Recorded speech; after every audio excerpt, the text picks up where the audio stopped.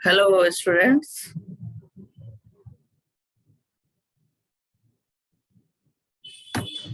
Welcome to all of you in this chemistry class. This is the second year chemistry class. आज का जो topic है वो है पी ब्लॉक एलिमेंट्स में क्लोरीन के दूसरे compound, important compound HCl, hydrogen chloride या हाइड्रोक्लोरिक एसिड। तो इसके बारे में आज के क्लास में हम बात करेंगे। उसकी प्रिपरेशन, प्रॉपर्टीज, इंपॉर्टेंस क्या है हाइड्रोक्लोरिक एसिड की, ये सारी चीजें आज के क्लास में हम डिस्कस करेंगे।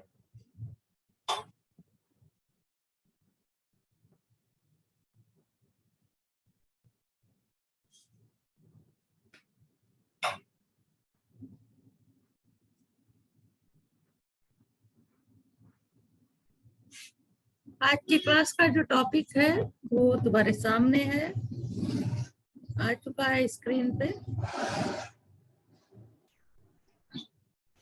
हाइड्रोजन क्लोराइड या हाइड्रोक्लोरिक अम्ल सब जानते हो क्या है ये क्लोरीन का कंपाउंड है, इंपॉर्टेंट कंपाउंड है। तो आज इसके बारे में हम डिटेल में स्टडी करेंगे।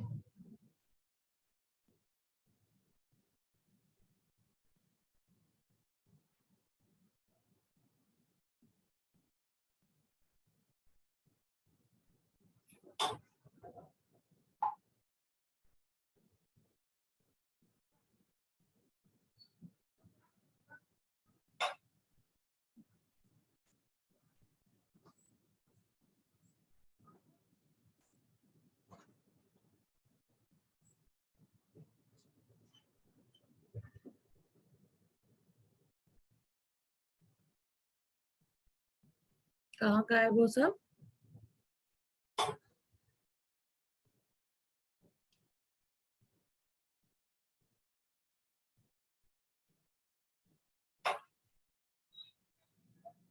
सन 1648 में ग्लावर ने सोडियम क्लोराइड क्या होता है? साधारण नमक। सोडियम क्लोराइड और शांत सल्फ्यूरिक अम्ल को गर्म करके हाइड्रोजन क्लोराइड गैस प्राप्त किया। ठीक है। डेवी ने 1810 में सिद्ध किया कि ये हाइड्रोजन और क्लोरीन का यौगिक है। उसके अलावा अब इसका नाम भी किसने दिया? डेवी ने हाइड्रोक्लोरिक अम्ल नाम रखा इस कंपाउंड का। इसका जलीय विलयन हाइड्रोक्लोरिक अम्ल कहलाता है।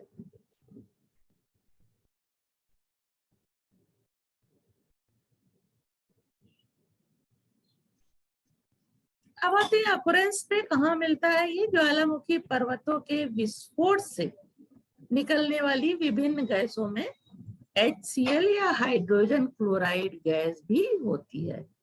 उसके अलावा ये आमाशय के रसों में होता है 0.2 से 0.4% तक। इसके अलावा प्रकृति में क्लोराइड के रूप में पाया जाता है। अब इसके बनाने की विधि, सबसे पहले हम प्रिपरेशन इन लेबोरेटरी यानी प्रयोगशाला विधि पे आते हैं। प्रयोगशाला में जिस तरह से इसको सबसे पहले प्राप्त किया गया था उसी विधि से बनाते हैं। नमक के साथ सांद्र सल्फ्यूरिक एसिड की क्रिया कराते हैं। ये क्या है? Sodium chloride. सांद्र सल्फ्यूरिक एसिड को 420 केल्विन तक गर्म करते हैं तो सोडियम हाइड्रोजन सल्फेट और HCl बनता है। फिर ये सोडियम हाइड्रोजन सल्फेट भी NaCl से रिएक्शन करता है और आगे HCl बनाता है और साथ में सोडियम सल्फेट बनता है। तो मेन प्रोडक्ट क्या है? NaCl H2SO4 के रिएक्शन से सोडियम सल्फेट और HCl बनता है। बनाने की विधि में डायग्राम से इसको क्लियर समझ सकते हो। डायग्राम है ये। इस तरह से सोडियम क्लोराइड और सल्फ्यूरिक एसिड से बनाते हैं HCl। तो इसके लिए एक फ्लास्क लेते हैं जिसको इस तरह से पूरा सिस्टम कनेक्ट कर देते हैं। इसमें NaCl होता है और यहाँ फनेल से शांत सल्फ्यूरिक एसिड डाल करके जब गर्म करते हैं तो हाइड्रोजन क्लोराइड गैस बनती है जिसको शांत सल्फ्यूरिक एसिड में भेजते हैं। यहाँ से फिर ये HC इस वापस जब जो नमी वगैरह होती है वो यहाँ सोख लेता है H2SO4 और यहाँ पे हमको शुद्ध HCl गैस मिलती है। बाद में HCl गैस को जल में डिसॉल्व करके हाइड्रोक्लोरिक एसिड बनाया जाता है। तो ये शुष्क करने के लिए कहाँ भेजते हैं?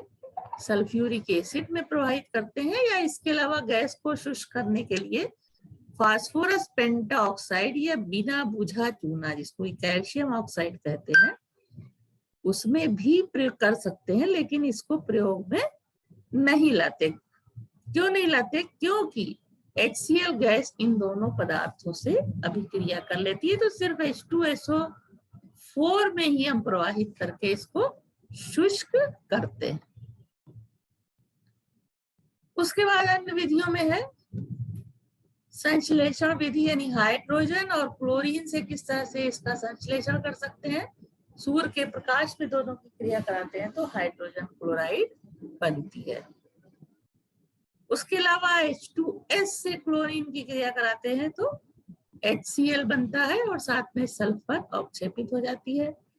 उसके अलावा एल्युमिनियम, फास्फोरस आदि के क्लोराइड से जल की अभिक्रिया कराने से क्या बनता है? HCl। एल्युमिनियम क्लोराइड जल से क्रिया कराते हैं तो ये एल्युमिनियम हाइड्रोक्साइड बना लेता है एल्युमिनियम, और ClH से मिलकर के हाइड्रोजन क्लोराइड बनाता है। इसी तरह फास्फोरस ट्राइक्लोराइड जल से क्रिया करके फास्फोरिक अम्ल बना लेता है। ये फास्फोरस और ये क्लोरीन और हाइड्रोजन आपस में मिलकर के हाइड्रोजन क्लोराइड बनाते हैं।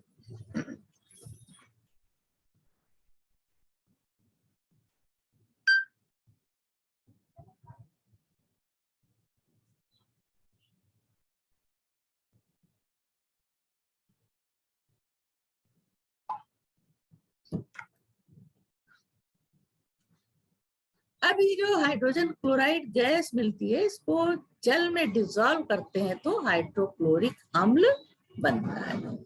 अब आ जाते हैं इसकी प्रॉपर्टीज पे। प्रमुख भौतिक गुण क्या है? ये रंगहीन और तीक्ष्ण गंध वाली गैस है। स्वाद में ये खट्टी होती है क्योंकि अम्ल है, और जब जल में डिसॉल्व किया जाता है तो अम्ल बन जाता है। इसके अलावा ये पानी में अत्यधिक विलेय है और इसी वजह से इससे अम्ल आसानी से बनता है। जलीय विलयन अम्लीय कहलाएगा। वायु से भारी भी है। हाइड्रोजन क्लोराइड गैस ठंडी करने पे आसानी से द्रवित हो जाती है। ये सारे भौतिक गुण है। अब आ जाओ रासायनिक गुण में।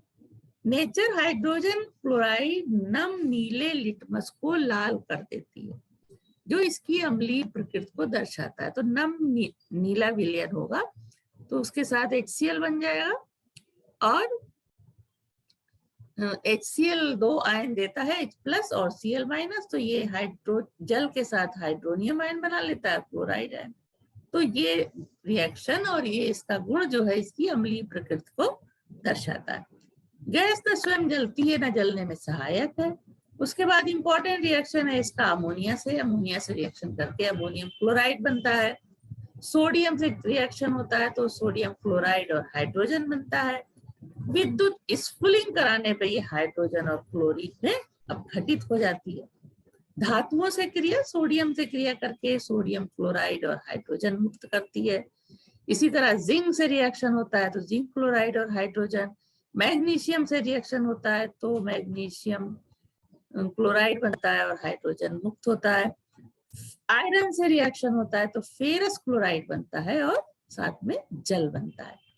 अब क्षार से क्रिया, अम्ल क्षार का रिएक्शन हो जाता है। अगर हाइड्रोक्लोरिक अम्ल के साथ NaOH कैल्शियम हाइड्रोक्साइड इन सब की अभिक्रिया कराई जाए तो साल्ट और वाटर बनता है।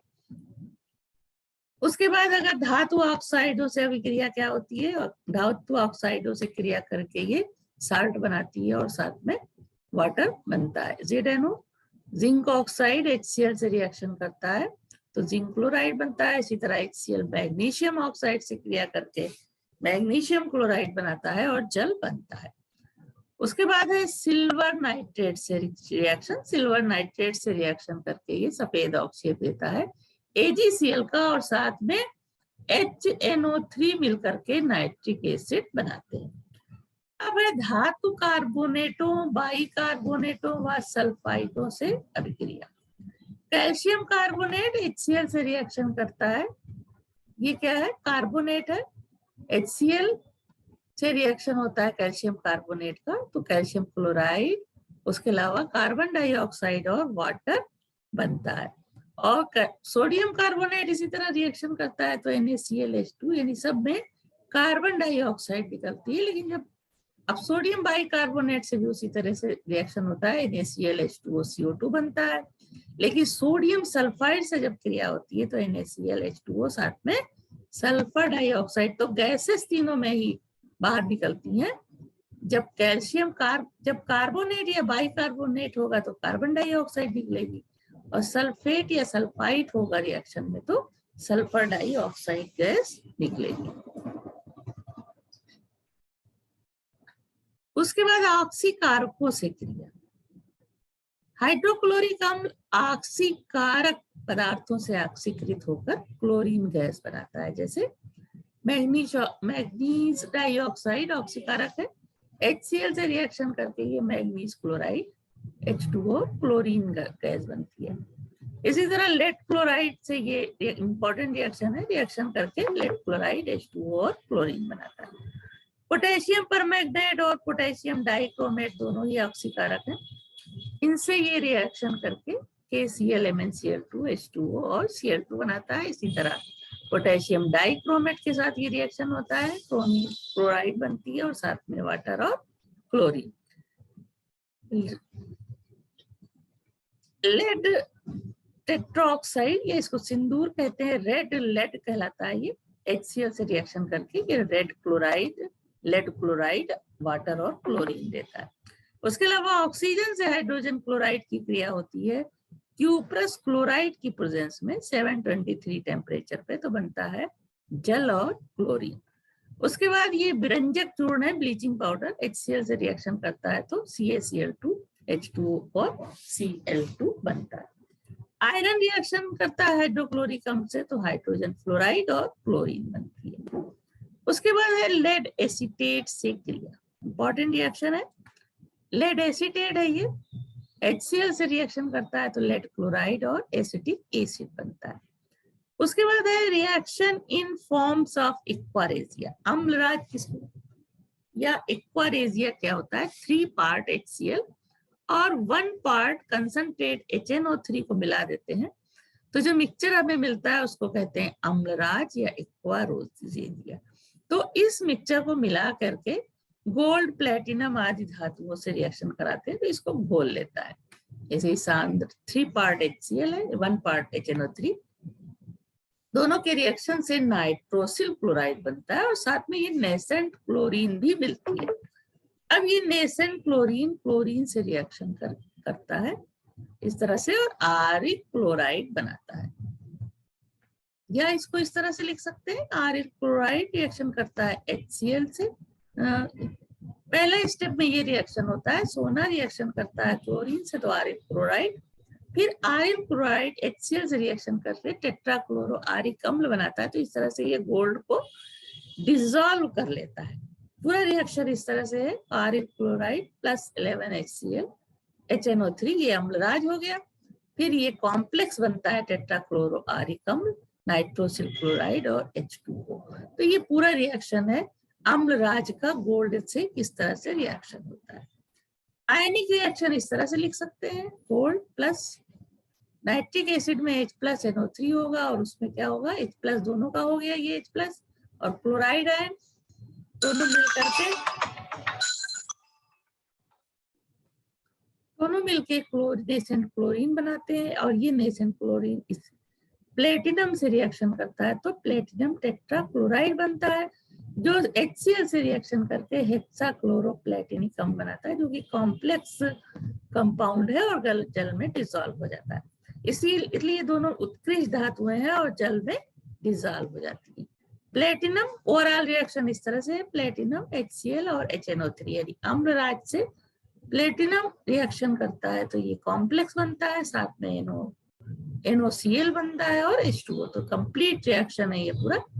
आयनिक फॉर्म में इसके इस तरह से लिख सकते हो 3Pt + 16H + 4NO3 + 18Cl, और ये की बात का आयनिक फॉर्म में ये लिखा जाएगा 3PtCl2 6 इसका पार्ट है और 4NO + 8H2। उसके बाद है बेरियम सल्फाइड से क्रिया। बेरियम सल्फाइड से HCl की क्रिया कराने पे बेरियम क्लोराइड बनता है और साथ में H2S। उसी तरह सिल्वर से रिएक्शन कराते हैं तो यहाँ क्या होता है, हाइड्रोजन मुक्त नहीं होती बल्कि जल बन जाती है। सिल्वर ऑक्सीजन से प्रेजेंस में रिएक्शन की प्रेजेंस में ये रिएक्शन हो रहा है सिल्वर और HCl का, तो AgCl और H2O बनता है। तो ये कुछ इंपॉर्टेंट रिएक्शन हो गए। उसके बाद HCl के उपयोग प्रयोगशाला में सभी ने देखा है कि अभिकर्मक के रूप में प्रयोग होता है। उसके अलावा इसे क्लोरीन गैस बनाने में प्रयोग किया जाता है। हाइड्रोजन क्लोराइड से हाइड्रोक्लोरिक अम्ल बनाया जाता है। अम्लराज बनाने में प्रयोग किया जाता है, औषधियां बनाने में प्रयोग होता है। उसके अलावा चमड़ा साफ करने में प्रयोग होता है, अस्थियों से सरेस निकालने और अस्थि कोयले के शुद्धिकरण में प्रयोग होता है। उसके बाद है इसका टेस्ट किस तरह से करते हैं। अगर कहीं दे दिया जाए तुम्हें तो कैसे पता लगाओगे कि ये हाइड्रोजन क्लोराइड। अमोनियम हाइड्रोक्साइड के साथ अमोनियम क्लोराइड का सफेद धुआं देता है। अमोनियम क्लोराइड इसमें डालोगे तो अमोनियम क्लोराइड का सफेद धुआं देगा, जैसे कि अमोनियम आयन के टेस्ट में करते हो। ये सिल्वर नाइट्रेट्स के साथ सिल्वर क्लोराइड का सफेद अवक्षेप देता है जो नाइट्रिक अम्ल में नहीं खुलता। तो नाइट्रिक एसिड के बाद हम थोड़ा बहुत कुछ ऑक्सो अम्ल के बारे में बताएंगे कि ये ऑक्सो अम्ल क्या होते हैं। हैलोजनों के ऑक्सो अम्ल, ऑक्सो एसिड्स ऑफ हैलोजन। उच्च विद्युत ऋणात्मकता तथा छोटे आकार के कारण फ्लोरीन केवल एक ऑक्सो अम्ल हाइपोफ्लोरस अम्ल बनाती है, जबकि अन्य हैलोजन HOX, HOXO2 ये सारे क्लोरीन, ब्रोमीन या आयोडीन हो सकते हैं, HXO3 तथा HXO4 प्रकार के ऑक्सो अम्ल बनाते हैं। बहुत से ऑक्सो अम्लों का स्थायित्व केवल विलयन में ही होता है, इसलिए इनको शुद्ध अवस्था में पृथक नहीं किया जा सकता। कुछ ऑक्सो अम्ल के ये एग्जाम्पल है। हाइपोहेलोरस अम्ल, X की ऑक्सीकरण संख्या यहाँ पे दी हुई है, इसमें क्या होगी, HOX टाइप का फ्लोरोरिक अम्ल बनाता है। HOF फ्लोरीन सिर्फ एक ही तरह का ऑक्सी अम्ल बनाता है। उसके अलावा क्लोरीन HOCl, ब्रोमीन भी बनाता है HOBr इसी तरह से, और HOI।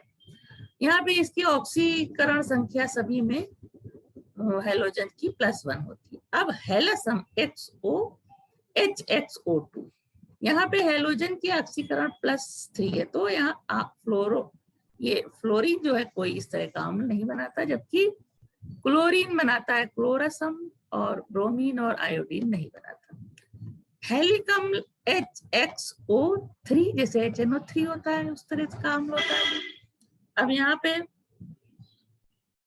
हैलोजन है, ये +5 ऑक्सीडेशन स्टेट होगा इस तरह के अम्ल में हैलोजन का, तो फ्लोरीन नहीं बनाता। क्लोरीन बनाता है HOCl, 3 O है यहाँ पे, यानी HClO3, और इसी तरह ब्रोमीन भी बनाता है और आयोडीन। अब अगला है HX4, इसमें ऑक्सीडेशन स्टेट किसकी है, हैलोजन की होती है +7। फ्लोरीन नहीं बनाता, क्लोरीन, ब्रोमीन, आयोडीन तीनों इस तरह के अम्ल बनाते हैं। सबके नाम और फार्मूले सामने लिखे हुए हैं।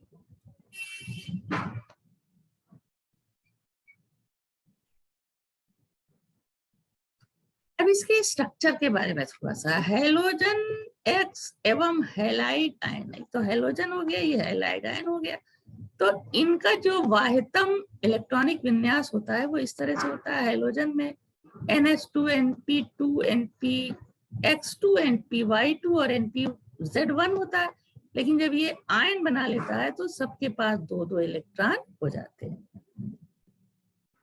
अब इस प्रकार हैलाइड आयन के संयोजी कोश में, ये संयोजी कोश होता है बाहरी कक्षा का इलेक्ट्रॉनिक विन्यास, इनमें क्या होता है, 4 इलेक्ट्रॉन युग्म होते हैं, अतः ये 1, 2, 3 व 4 ऑक्सीजन परमाणुओं से उपसह संयोजक बंध, यानी इनके पास पेयर में इलेक्ट्रॉन होते हैं, तो डोनेट करके ये उपसह संयोजक बंध किसके बनाते हैं, ऑक्सीजन परमाणुओं से, क्रमशः 1, 2, 3 और 4 ऑक्सीजन परमाणुओं के साथ ये उपसह संयोजक बंध बना सकता है। फलस्वरूप हैलोजनों के ऑक्सी अम्लों की 4 श्रेणियां संभव है, जो अभी उदाहरण में देखा। यहाँ हैलोजन से तात्पर्य क्लोरीन, ब्रोमीन, आयोडीन से है, क्योंकि क्लोरीन की उच्च विद्युत ऋणात्मक के कारण ये कम विद्युत ऋणी ऑक्सीजन के साथ उपसह संयोजक बंध नहीं बनाता, इसलिए फ्लोरीन का HOF केवल एक ही ऑक्सी अम्ल होता है। अब हैलाइड आयन के 4 इलेक्ट्रॉन युग्मों को चतुष्फलक आकृति में मानकर क्रमशः एक एक ऑक्सीजन परमाणु से उपसंयोजक आबंध को प्रदर्शित किया जाए तो इनका स्ट्रक्चर किस तरह से मिलेगा वो देख सकते हो। पहले HOX, इसका स्ट्रक्चर किस तरह से होगा, इस तरह से, ठीक है। ये 2 लॉन पेयर इलेक्ट्रॉन, तो 3 जो sp3 हाइब्रिडाइज ऑर्बिटल हैं वो बंध नहीं बना रही है, बल्कि एक ऑक्सीजन के साथ बना रही है, उसके बाद ये ऑक्सीजन जो है हाइड्रोजन से जुड़ा है, और इसकी हम आकृति इस तरह से देख सकते हैं। ये 3 लॉन पेयर ऑफ इलेक्ट्रॉन यहाँ पे इस तरह दिखाया है, स्ट्रक्चर होगा। अब HXO2 की आकृति किस तरह से होगी, यहाँ पे 2 जो sp3 हाइब्रिडाइज ऑर्बिटल हैं, यूज 2 जो हाइब्रिडाइज ऑर्बिटल थी 2, वो यूज हो गई बंध बनाने में, एक इधर इस ऑक्सीजन के साथ, एक इस ऑक्सीजन के साथ, तो 2 बची हैं। तो इसका शेप जो है इस तरह से होगा। HXO3 की आकृति क्या होगी, आकृति पिरामिड होगी। यहाँ पे सिर्फ एक ऑर्बिटल बचेगी sp3 हाइब्रिडाइज जो बंध नहीं बना रही है, और लॉन पेयर इलेक्ट्रॉन इसके पास है यहाँ, तो स्ट्रक्चर इसका इस तरह से होगा। परहैलिक अम्ल जैसे कि HXO4, तो इसका स्ट्रक्चर किस तरह से होगा, ठीक है। अब परायोडिक अम्ल 4 प्रकार के होते हैं। आयोडिक अम्लों के नाम भी, इनका विद फार्मूला इसको नोट कर लो। मेटा परायोडिक अम्ल HiO4, डाई मेसो पर आयोडिक अम्ल H4I2O9, मेसो पर आयोडिक अम्ल का होता है H3IO5, पैरा पर आयोडिक अम्ल होता है H5IO6। तो ये अच्छा होगा कि इनके फार्मूले लाज और नाम याद हो। फर्स्ट इसमें से, और फोर्थ जो है ये अधिक स्थायी है, बाकी अस्थायी होते हैं और तुरंत दूसरे तरह के बॉन्ड बनाते हैं।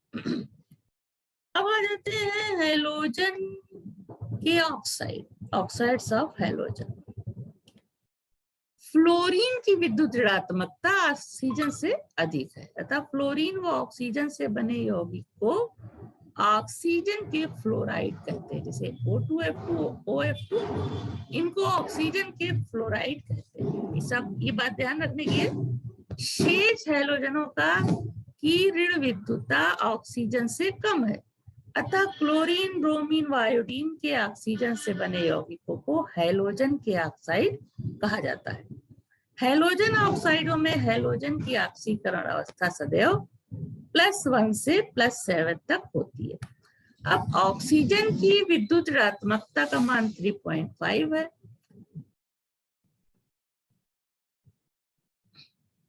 इसलिए ऑक्सीजन व हैलोजन की विद्युत ऋणात्मकता का अंतर अधिक नहीं होता। इस कारण हैलोजन के ऑक्साइड सहसंयोजक प्रकृति के होते हैं, इस कारण इनके गलनांक और क्वथनांक भी कम होते हैं। अब विभिन्न हैलोजनों के ऑक्साइड के रसायन का वर्णन चार्ट में यहाँ पे दिया है, वो देख लो। फ्लोराइड्स ऑफ ऑक्सीजन, जैसा कि पहले बताया कि जो फ्लोरीन के साथ ऑक्सीजन का कंपाउंड होता है तो उसको ऑक्सीजन के फ्लोराइड कहते हैं, क्योंकि फ्लोरीन जो है वो ऑक्सीजन से ज्यादा ऋण विद्युतीय है। यहाँ इसकी डेफिनेशन देखो, जब ऑक्सीजन अपने से कम ऋण विद्युतीय तत्व से यौगिक बनाती है तो उन्हें ऑक्साइड कहा जाता है। ऑक्सीजन और फ्लोरीन के द्विअंगी यौगिकों को ऑक्सीजन के फ्लोराइड कहा जाता है क्योंकि फ्लोरीन की ऋण विद्युतता ऑक्सीजन से अधिक है। ये अभी पहले भी बताया और इसको यहाँ पे भी देख करके समझो। फ्लोरीन जो है वो ऑक्सीजन से सीधे क्रिया नहीं करती, लेकिन फिर भी ये ऑक्सीजन के और फ्लोरीन के कंपाउंड इस तरह से ज्ञात हैं जो होते हैं। इसमें OF2 सबसे ज्यादा स्थायी है। O2F2 भी दूसरा महत्वपूर्ण फ्लोराइड है।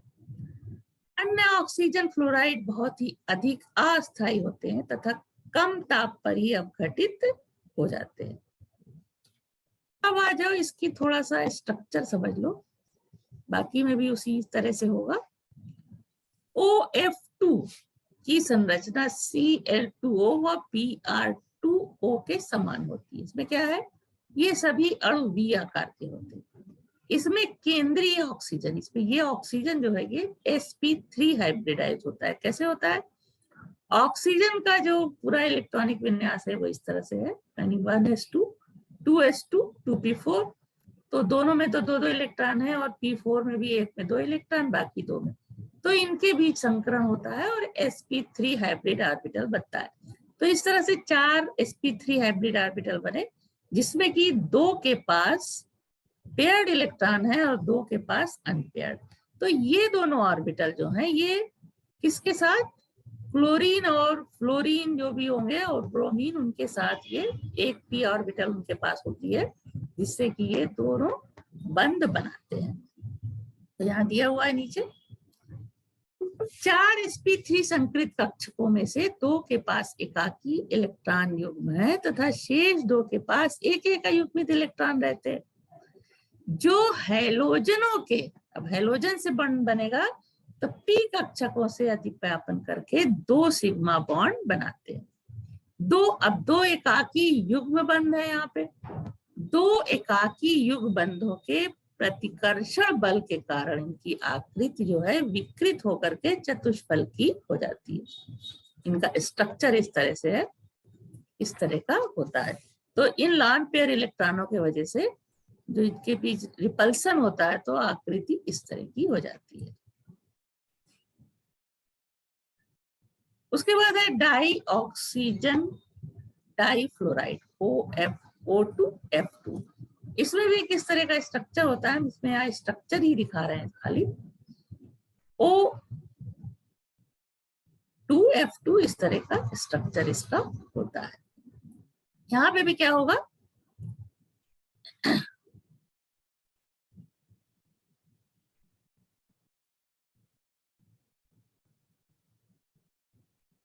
स्ट्रक्चर इसका जरूर कॉपी में बना लो। अनऑक्सीजन फ्लोराइड। अब बाकी जो हेलोजन है उनके साथ जब ऑक्सीजन कंपाउंड बनाएगा तो वो क्या कहलाएंगे, हेलोजन के ऑक्साइड। तो पहले ऑक्साइड्स ऑफ क्लोरीन Cl2O, ये क्या है, क्लोरीन मोनोऑक्साइड। इसकी क्रिया, इसकी संरचना इस तरह से होती है। केंद्रीय परमाणु ऑक्सीजन जो है वो sp3 हाइब्रिडाइज, जैसे अभी पहले दिखाया, होता है और इसमें ऑक्सीजन से 2 क्लोरीन, इस तरह से जो अनपेयर्ड 2 इलेक्ट्रॉन है वहां पे, वो दोनों इससे जुड़ करके सिग्मा बॉन्ड बनाते हैं और 2 इस तरह से मुक्त अवस्था में होती है, इनके पास लॉन पेयर ऑफ इलेक्ट्रॉन होते हैं। तो संरचना इनकी इस तरह से होती है। अब है क्लोरीन डाई O2Cl। यहाँ क्या होगा,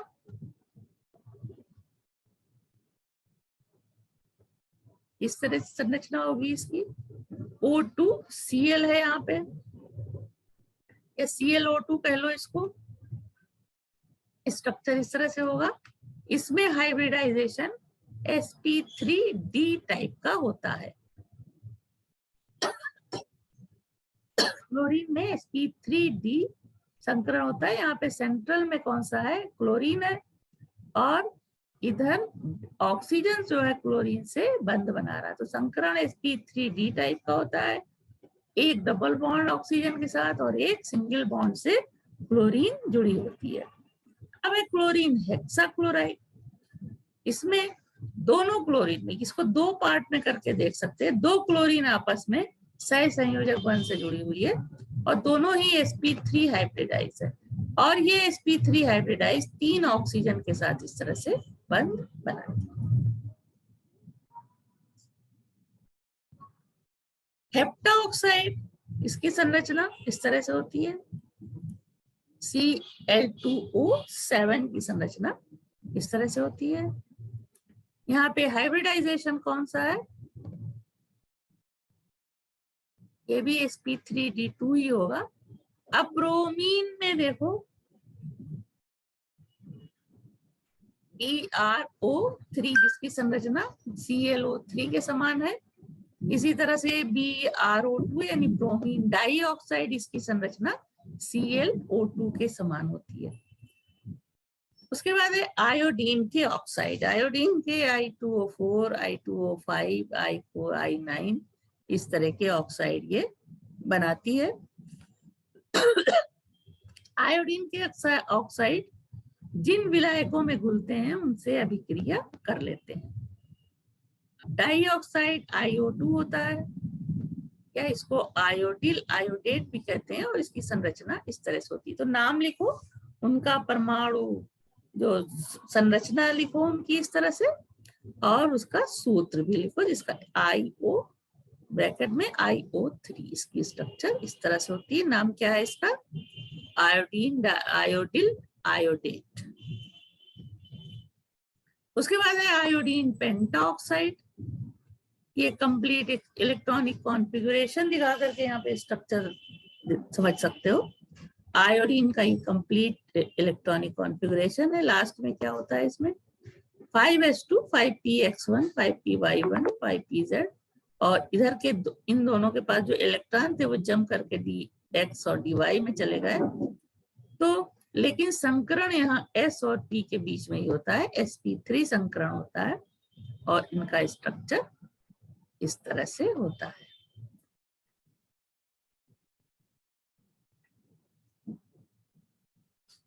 ये स्ट्रक्चर है, ठीक है, ये पूरा इलेक्ट्रॉनिक कॉन्फ़िगरेशन है, और ये इसका सूत्र है I2O5।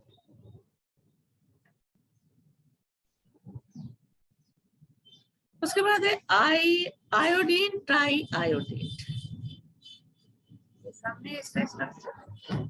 तो इसमें इसका फार्मूला I4O9 या IO3 होल थ्राइस हो जाएगा, और इसका स्ट्रक्चर इस तरह से।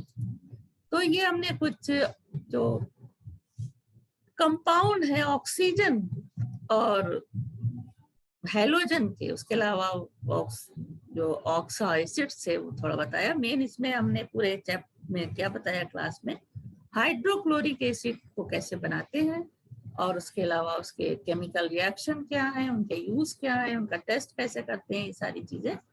तो इसको जो है तैयार करो, बोर्ड के लिए इम्पोर्टेंट है हाइड्रोजन क्लोराइड, और उसके रिएक्शन भी इम्पोर्टेंट हैं जो अलग से पूछे जाते हैं।